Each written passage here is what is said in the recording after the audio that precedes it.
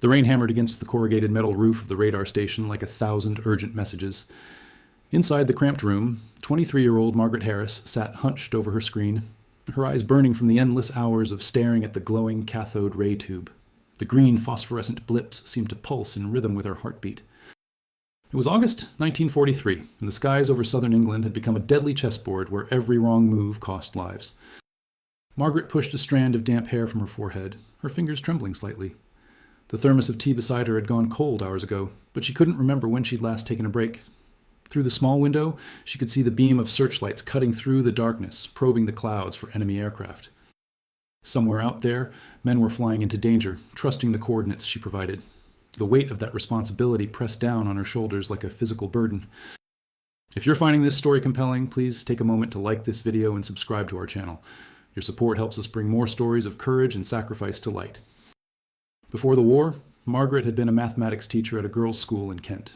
She'd spent her days explaining equations and theorems to students who dreamed of anything but numbers. Her life had been predictable, safe, comfortable.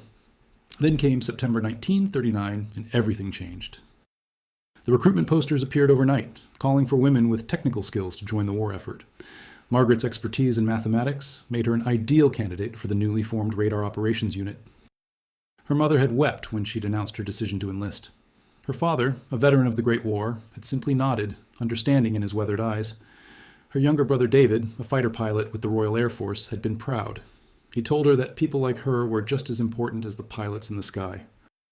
She'd held on to those words during the grueling training, when instructors barked orders and expected perfection from women who'd never been allowed near such technology before. The training facility had been located in a requisitioned manor house in Surrey, its elegant ballrooms converted into classrooms filled with blackboards covered in mathematical equations and diagrams of radio wave propagation. Margaret had arrived in January 1942, one of 30 women selected from hundreds of applicants. Most of her fellow trainees came from similar backgrounds, educated women with skills in mathematics, physics, or engineering, who had spent their pre-war lives confined to teaching or clerical work. The first week had been overwhelming. The instructors, many of them scientists and engineers pulled from universities and private industry, spoke in technical language that assumed knowledge Margaret didn't yet possess. She'd stayed up late every night, studying by candlelight, teaching herself the principles of electromagnetic radiation, the physics of radio detection, and the mathematics of triangulation and range finding. Her roommate, a woman named Alice from Manchester, had been a physics lecturer before the war and had helped Margaret grasp the more complex concepts. The radar equipment itself had been both fascinating and intimidating. The cathode ray tubes, with their glowing green screens, seemed almost otherworldly. Margaret learned to read the patterns of light, to distinguish between different types of contacts, to calculate speeds and altitudes from the rate of change in position. She learned to operate the complex controls, to adjust frequency and gain, to recognize the distinctive signatures of friendly versus enemy aircraft. But beyond the technical training, there was something else the instructors emphasized repeatedly. Lives would depend on their accuracy. A miscalculation of even a few degrees could send fighters to the wrong intercept point, wasting precious fuel and time while enemy bombers reached their targets. An incorrect altitude estimate could position defenders too high or too low to engage effectively. The margin for error was razor thin, and the consequences of mistakes were measured in destroyed cities and lost lives. Margaret had excelled during training, her mathematical background giving her an advantage in the endless calculations required. She'd graduated second in her class, missing the top position by only a fraction of a point. The ceremony had been brief and businesslike. No families attended. Security concerns prevented anyone from knowing exactly what these women would be doing. Even Margaret's parents had only been told she was assigned to a communications unit, a vague description that could have meant anything. Her first posting had been to a smaller coastal station in Cornwall, where she'd spent 6 months learning the rhythms of operational duty under the guidance of experienced operators. It was there she'd witnessed her first major engagement, watching helplessly as enemy bombers penetrated the defenses and struck a nearby town. The failure hadn't been hers. The bombers had come in low, below the radar's effective coverage, but she'd felt the weight of it nonetheless. The next morning, she'd volunteered for extra training in low-altitude detection techniques, determined to never miss a contact that could have been caught. The transfer to the Kent station had come in May 1943. It was both a promotion and a homecoming. She was closer to her family now, though she rarely had time to visit. The Kent station was one of the most critical in the defense network, positioned to provide early warning of aircraft crossing the Channel from occupied France. The activity level was intense, the responsibility immense, but Margaret had been ready for it. The radar station sat atop a hill overlooking the Channel. a small concrete bunker surrounded by tall antenna towers that hummed with electrical current. Inside, 4 women worked in rotating shifts, monitoring the screens for any sign of enemy aircraft. Margaret had been on duty for 14 hours straight. Her replacement, a cheerful woman named Dorothy, was supposed to have arrived at 6 that evening, but Dorothy's bicycle had broken down 3 miles from the station, and with the blackout in effect and no transport available, she was stranded.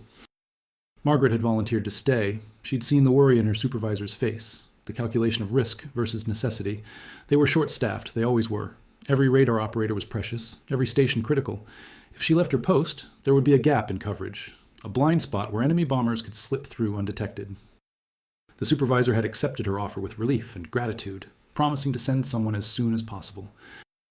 That had been 8 hours ago. The screen flickered and Margaret leaned closer, her exhaustion momentarily forgotten. Multiple contacts appearing at the edge of her range. Her pulse quickened as she began plotting their positions, her pencil moving rapidly across the marked paper beside her equipment. The contacts were moving fast, too fast to be bombers, fighters, German fighters. 20 of them, possibly more, heading directly toward the English coast. Her hands moved with practiced efficiency, reaching for the telephone. She cranked the handle twice, the signal for priority communication. The line crackled to life almost immediately.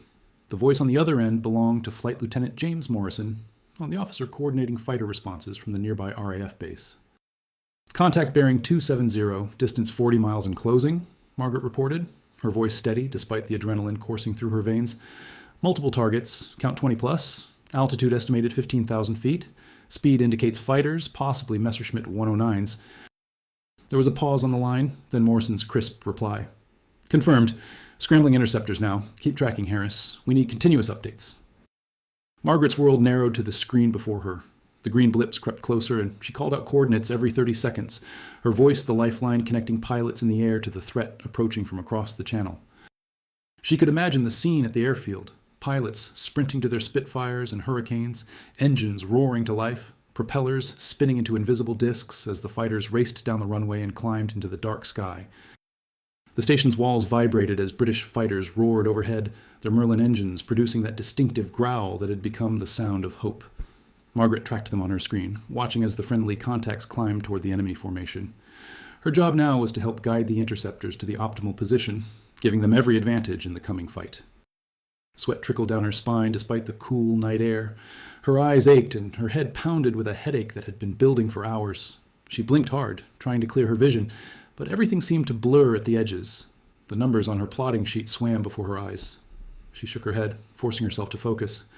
Men's lives depended on the accuracy of her coordinates. David's life might depend on it. For all she knew, her brother could be among those pilots climbing toward the enemy. The screen showed the 2 formations converging.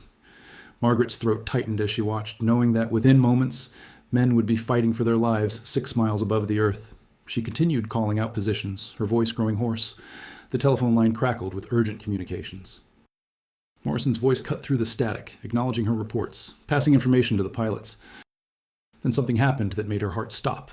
A new group of contacts appeared on the edge of her screen, coming from a different direction. A second wave.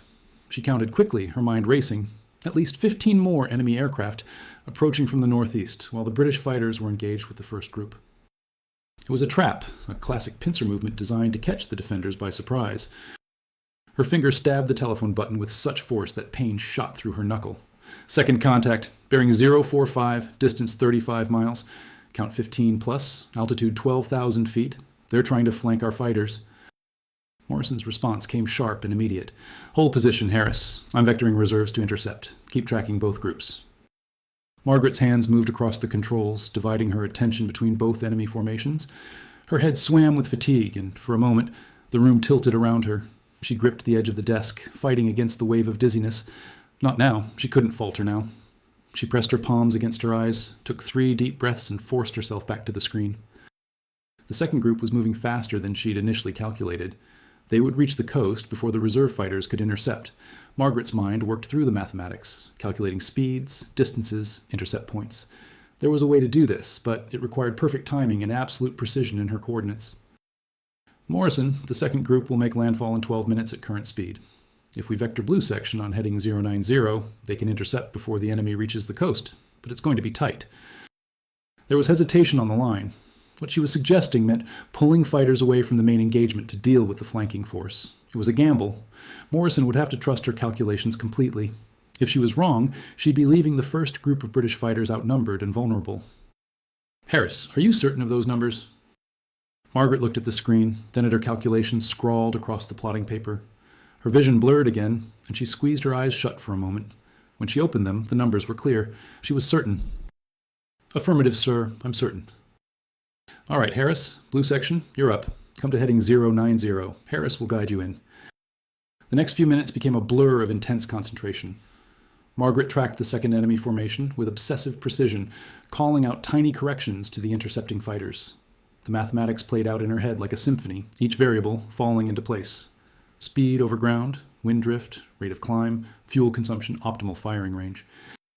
She factored in everything she'd learned during training, and in the months since, every lesson absorbed, every technique mastered. Through the static-filled telephone line, she could hear snippets of radio chatter from the pilots. Their voices were calm, professional, but she could detect the underlying tension. They were trusting her completely, flying on instruments through the darkness, following vectors called out by a woman they'd never met, racing to intercept an enemy they couldn't yet see. Blue leader, adjust heading to 085. Target bearing 350 relative, range 8 miles, altitude 12,000 feet. You should have visual contact in 90 seconds.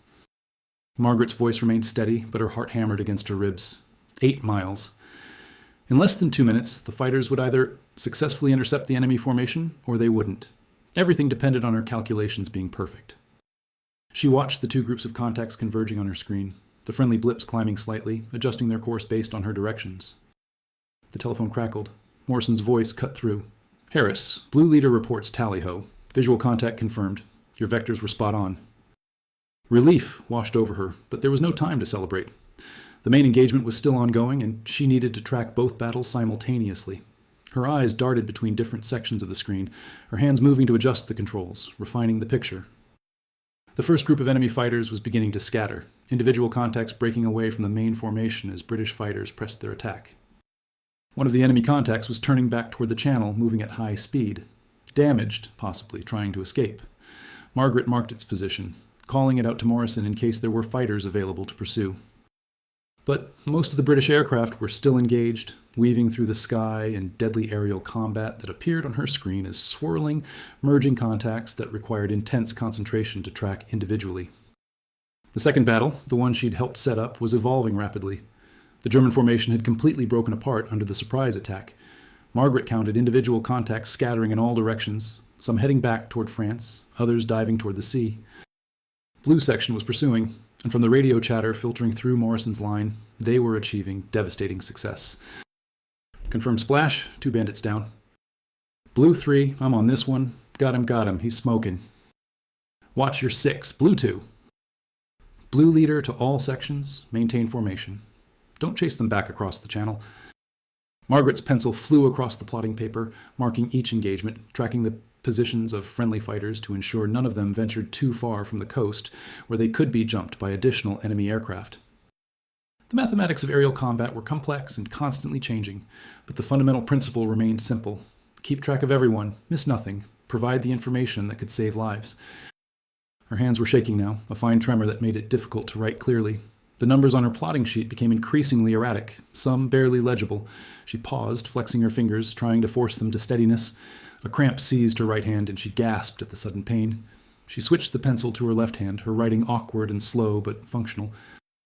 The battle raged on for another 23 minutes by the clock on the wall, though to Margaret it felt like hours. Every second stretched out, filled with the weight of responsibility. She tracked fighters low on fuel returning to base, vectored replacements to take their positions, monitored the withdrawal of enemy aircraft, and maintained continuous communication with Morrison, providing him with the comprehensive tactical picture he needed to coordinate the defense. When the last enemy contact finally disappeared from her screen, heading back across the channel at maximum speed, Margaret felt something inside her let go.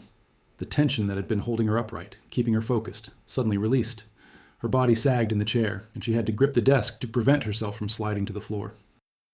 Morrison, all enemy contacts have cleared our area. Friendlies are beginning to return to base. Final count shows 8 bandits heading southeast, damaged or fleeing. 12 last known positions indicate probable splash. That's approximate, sir. Visual confirmation will be needed. Morrison's voice when it came through the line sounded different, less clipped, less professional. Harris, Preliminary reports indicate 20 confirmed enemy aircraft destroyed. No losses on our side. Your coordinates were perfect. You saved lives tonight, more than you'll ever know. 20. 20 German fighters that would never threaten British cities again. 20 crews that wouldn't be dropping bombs on London or Manchester or her hometown in Kent. And most importantly, every single British pilot had returned safely. The mathematics of war were brutal, but tonight the numbers favored the defenders. Margaret rested her forehead on the cool surface of the desk. Her eyes burned and her entire body ached. She heard the door open behind her, felt a hand on her shoulder. It was her supervisor, Lieutenant Patricia Collins, a former schoolteacher like herself who'd found a new purpose in this strange technological war. "Harris, you should have called for relief hours ago." Margaret lifted her head, managing a weak smile. "There wasn't anyone to call, ma'am, and I couldn't leave my post, not while they were up there." Collins's stern expression softened. "Dorothy finally made it in. You're relieved. Go get some rest. That's an order." Margaret stood, her legs unsteady beneath her. As she walked toward the door, she glanced back at the radar screen one more time. Dorothy was already settling into the chair, her fresh eyes scanning for any new threats. The vigil continued, as it always did, as it had to. Outside, the rain had stopped. The pre-dawn sky was beginning to lighten in the east, painting streaks of pink and gold across the horizon. Margaret stood on the hilltop, breathing in the clean air, listening to the silence. Somewhere out there, pilots were landing their aircraft, mechanics were checking for damage, and families were sleeping peacefully, unaware of the battle that had been fought in the darkness above their heads. She thought about the 20 German pilots who wouldn't be going home. It wasn't something she allowed herself to dwell on often. They were the enemy, trying to destroy everything she held dear. But they were also people, with families and dreams and fears. War reduced everything to numbers on a screen, to coordinates and vectors and intercept points. It had to be that way, or the weight of it all would be unbearable. Margaret walked slowly toward the barracks, her feet dragging with exhaustion. Other women were emerging, those who had the early morning shift, moving past her with cheerful greetings. They looked at her with a mixture of admiration and concern, having heard about her marathon shift. She nodded to them, but didn't stop to talk. All she wanted was her bunk, a pillow, and the oblivion of sleep. In the small room she shared with 3 other radar operators, Margaret collapsed onto her bed without bothering to remove her uniform. Sleep came instantly, deep and dreamless. She didn't hear the conversation happening in the officers' quarters, where Morrison had driven over personally to commend Lieutenant Collins on Margaret's performance. She didn't know that her actions that night would be noted in official reports, that her name would be mentioned in briefings at higher command levels. She slept for 14 hours straight. When she finally woke, it was to find a letter waiting for her on the small table beside her bed. The handwriting was familiar, and her heart leaped. David, her brother, had written. With trembling fingers, she opened the envelope. "Dear Maggie," the letter began, using his childhood nickname for her. "I heard about the action last night. Word travels fast among the pilots. They're saying one of our radar girls stayed on duty for almost a day straight and helped nail 20 Jerry fighters. I knew it had to be you. I wanted you to know that I was up there last night, blue section. When you vectored us onto that second group, you saved our lives. We'd have been sitting ducks if those Messerschmitts had caught us from behind. I'm proud to call you my sister. Keep doing what you're doing. Love, David." Margaret read the letter 3 times, tears streaming down her face. She'd been guiding her own brother, helping to keep him safe, and she hadn't even known it. The weight of responsibility she'd carried suddenly felt lighter, transformed into something else. Purpose, meaning, connection. She folded the letter carefully and placed it in the small wooden box where she kept her most precious possessions. A photograph of her family taken before the war, a pressed flower from her school's garden, a note from one of her former students thanking her for believing in her mathematical abilities. And now this letter from David, proof that her work mattered in the most personal way possible. Her roommates found her sitting on her bunk, staring at nothing in particular. Sarah, a radar operator from Wales, sat down beside her and put an arm around her shoulders. Sarah understood. They all understood. Each of them carried similar weights, similar fears, similar desperate hopes that the people they loved would survive this war. "Was it David?" Sarah asked quietly. Margaret nodded, unable to speak. "Did he make it through?" "Yes, he's alive. He says I saved his life." The words came out in a whisper. Sarah hugged her tighter. "You saved a lot of lives last night, Maggie, not just David's. Every single one of those pilots owes you." The days that followed brought an unexpected change in Margaret's routine. Other operators began asking her for advice, for tips on improving their tracking accuracy, for guidance on making split-second calculations under pressure. She found herself becoming an informal instructor, sharing the techniques she'd developed through months of practice and that one extraordinary night of testing. Lieutenant Collins formalized this role, assigning Margaret to help train new operators arriving at the station. It meant fewer hours on the actual radar screen, but Margaret approached the teaching with the same intensity she brought to operations. These women needed to be perfect, just as she had needed to be perfect. Lives depended on it. One of her students was a young woman named Emily, barely 19 years old, fresh from training and terrified of making a mistake. Emily's hands shook whenever she sat at the controls, and her calculations, though ultimately correct, took too long. Margaret worked with her patiently, sharing not just technical knowledge, but the mental techniques she used to stay calm under pressure. "It's not just about the mathematics," Margaret explained one afternoon as they reviewed plotting procedures. "It's about trusting yourself. You know how to do this. Your training was excellent. But if you doubt yourself, if you second-guess every calculation, you'll be too slow. The pilots need information quickly. Trust your first instinct. It's usually right." Emily had looked at her with wide eyes. "But what if I'm wrong? What if I send someone to the wrong position and they die because of my mistake?" Margaret had paused, remembering her own fears when she'd first started. "Then you learn from it. You do better next time. But Emily, you're not going to be wrong. You're better at this than you think you are. I've watched you work. Your calculations are accurate. You just need to believe in yourself." Over time, Emily's confidence grew.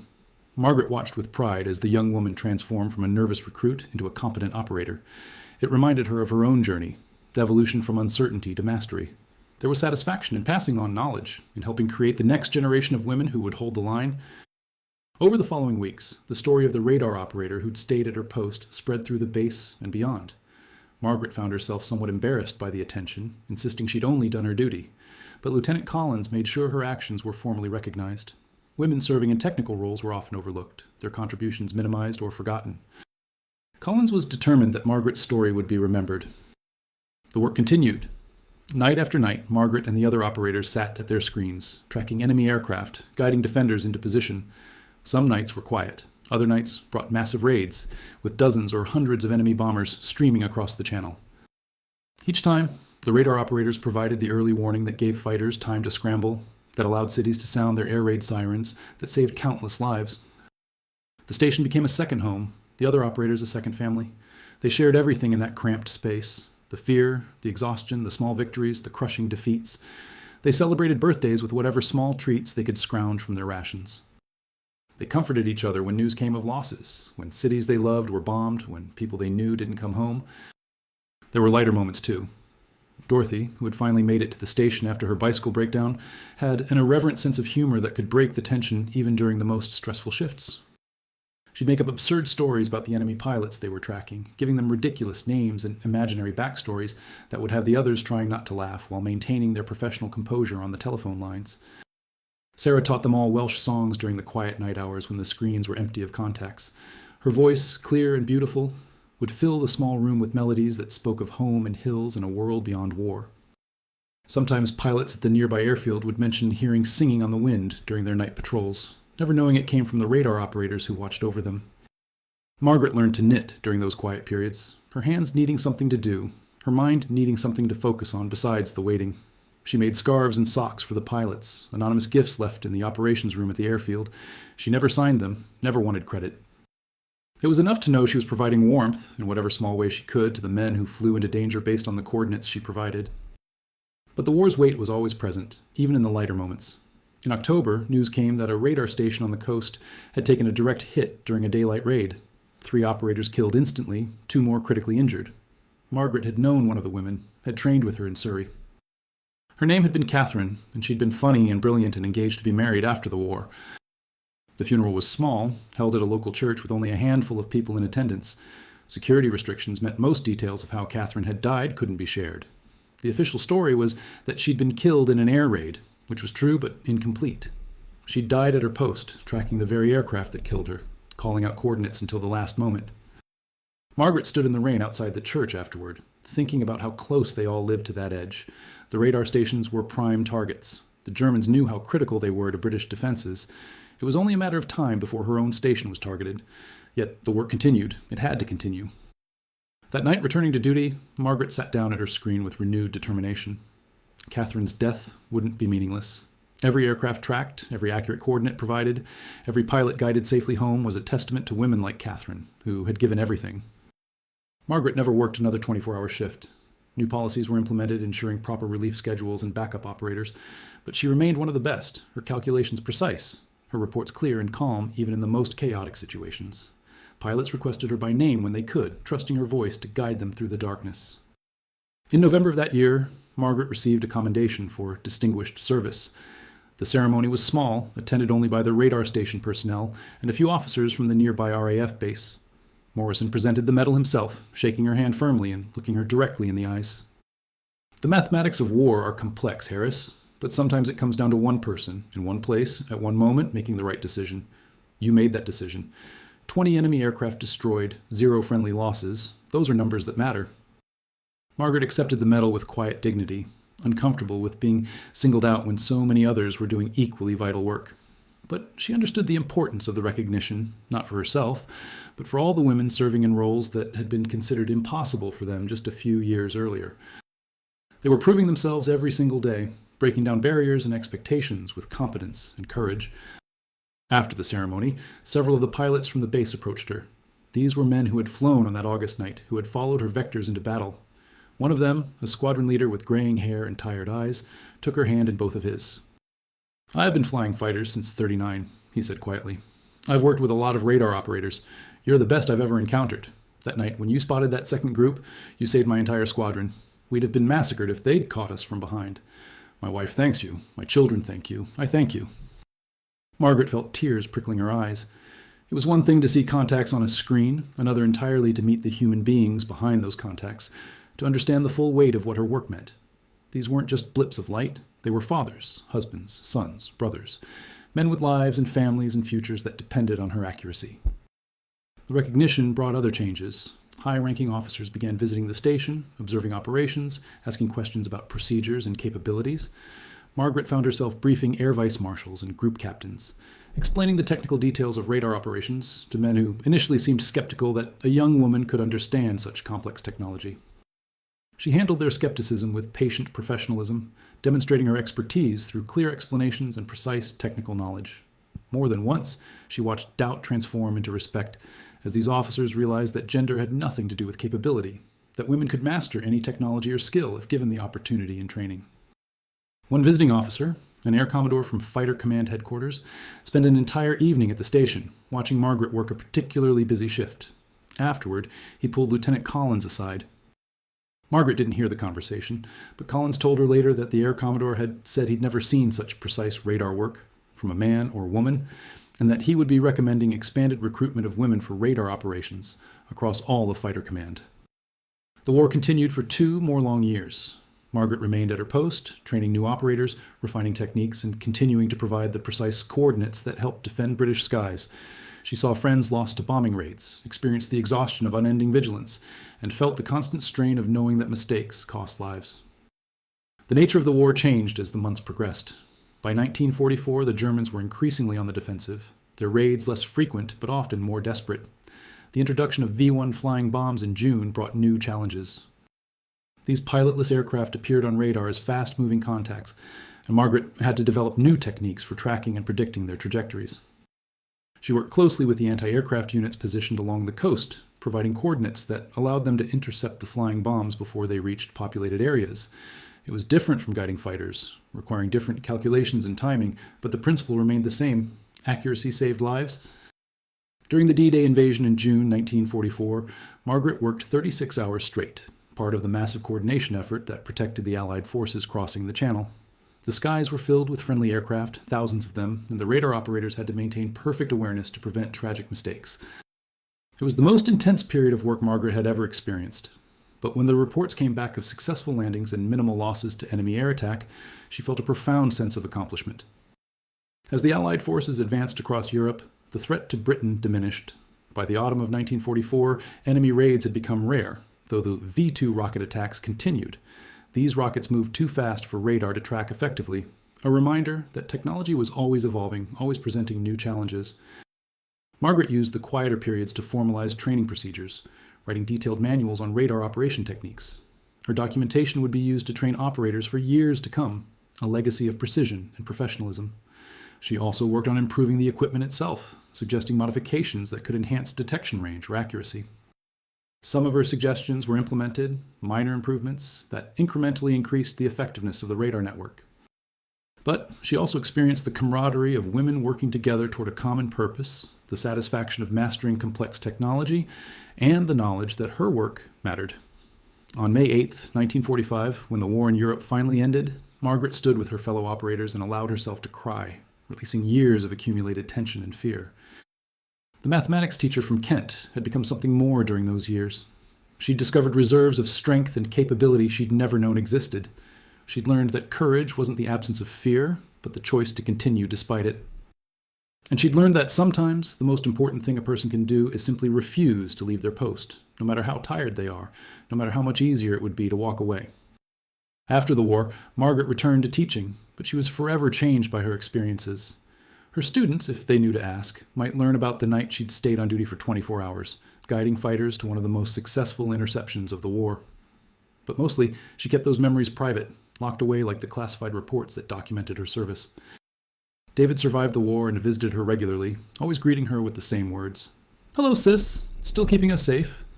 And Margaret would smile, remembering the rain hammering on the metal roof, the green glow of the radar screen, and the moment when she'd made the choice that defined her war. I'm not leaving my post. Years later, historians would study the radar operations of World War II, analyzing how this new technology had helped turn the tide of the Battle of Britain and the subsequent air war.